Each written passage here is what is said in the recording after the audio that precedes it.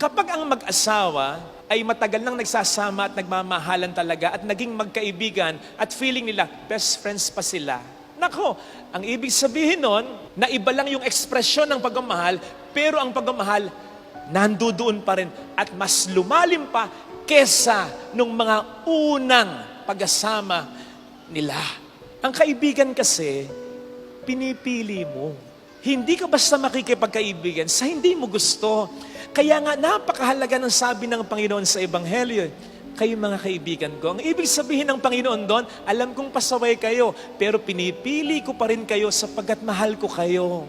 Kaya't kapag ang asawa mo ay kaibigan mo na parang best friend mo pa, ang ibig sabihin nun, matagal na tayo nagsasama, nasaktan mo ko, nasaktan na kita, alam ko na mga pangit sa'yo, hindi ka aya-aya sa'yo, pero despite all this, pinipili pa rin kita at pipiliin pa rin kita kasi mahal kita. Kaya, positive, parang magkaibigan na lang, pero hindi mo dapat nilalang. Mas magandang sabihin mo, magkaibigan na. Sapagkat ang relasyon, mas nag-improve na. Ganon din dapat ang mag-ama, ganon din dapat ang mag-ina, ganon din dapat ang mga magkakapatid. Maging magkaibigan na. Matagal lang nagsasama, nagkasakitan na, alam na ang kapintasan ng isa't isa, pero pinipiling manatili para sa isa't isa sapagkat nagmamahalan talaga. Pag ganon, wala nang pambansang kasinungalingan, wala nang iwanan. Kasi ang pagmamahal, mananatili naman yan kung totoo yan. Pwedeng magbago ng intensity yan, pero kung totoo yan, mananatiling nandiyan. Hindi mawawala yan. Walang iwanan yan. Namimiss ko yung lolo't lola ko. Lalo na dati natatandaan ko, kaugnay ng sermon na ito, meron silang lutuan, yung kalan na di kahoy, yung ganyan. Di ba yung ganyan? At one point, mawawala yung apoy niyan. Di ba? Magpupuro parang mga abo na puti. Kala mo wala na. Sasabihin ni Lolo sa akin, Apo, hipan mo. Yung pang-ihip na tubo, yung... Hoy, natawa kayo. Magkasing edad tayo. Pag hindi ka sanay nun, nako, magpaparang espasol ang mukha mo. Kasi yung mga puting abo, ay, nako. Pero pag hinipan mo yung walang apoy, mahahawi yung abo, makikita mo parang may pulang aandap-andap baga. Hipan mo, konting ihip pa, magliliyab uli ito. Bakit ganon? Kasi may apoy nawala lang.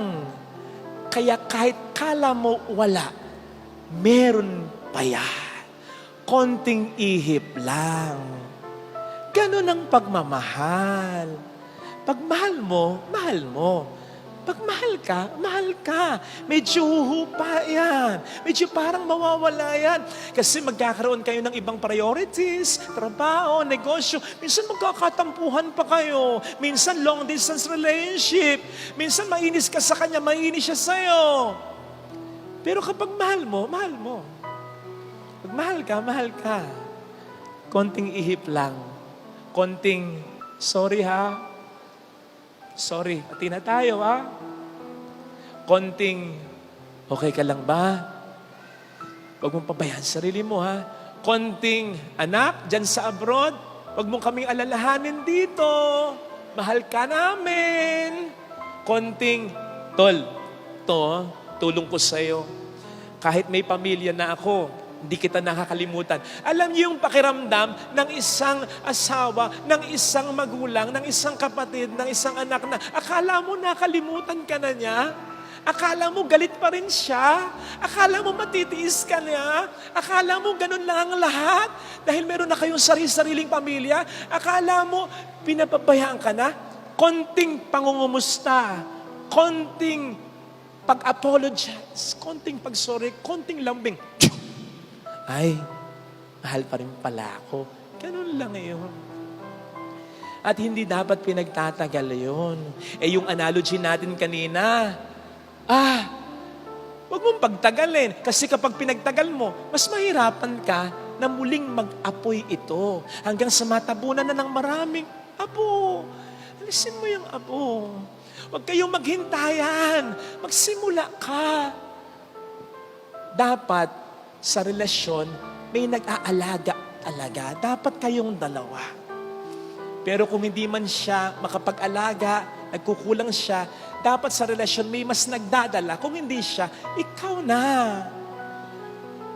Di ba sabi ko sa inyo nung nakaraang linggo, ang Panginoon mananatili. Hihintayin tayong magbago. Hihintayin tayong mamunga. Hihintayin tayong tumino. Sana, ganun din tayo. Yun ang pagmamahal na hinihingi sa atin ni Kristo. Lalong-lalo na sa taong hindi pa sa'yo.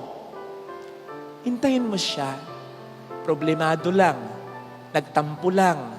Galit lang. May toyo lang. May sumpong lang. May ugali talaga.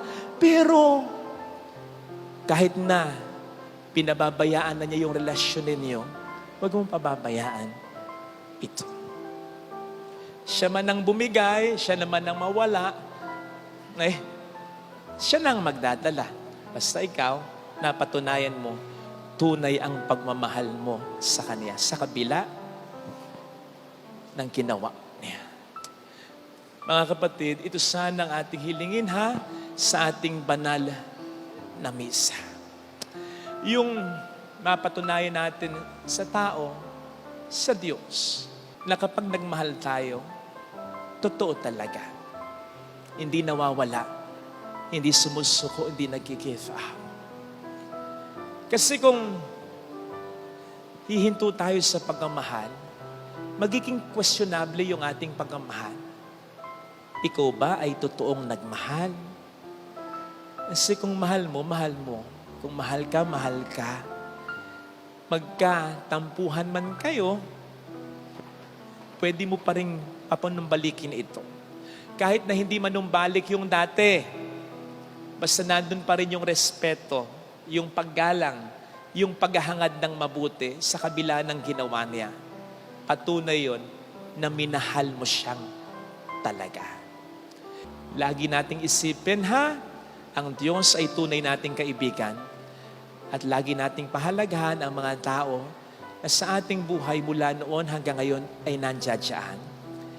Sila ang mga tunay nating kaibigan, hindi yung ating kasosyalan, hindi yung ating ka-FB lang, hindi yung iyon lang kainuman, kundi yung mga tao na mula noon hanggang ngayon, kahit nagkasakitan na kayo, kahit nasaktan mo na ito, ay nanatiling nandyan para sa'yo. I hope and pray na yan ay asawa mo, na yan ay anak mo, na yan ay magulang mo, na yan ay kapatid mo, bago ang ibang tao.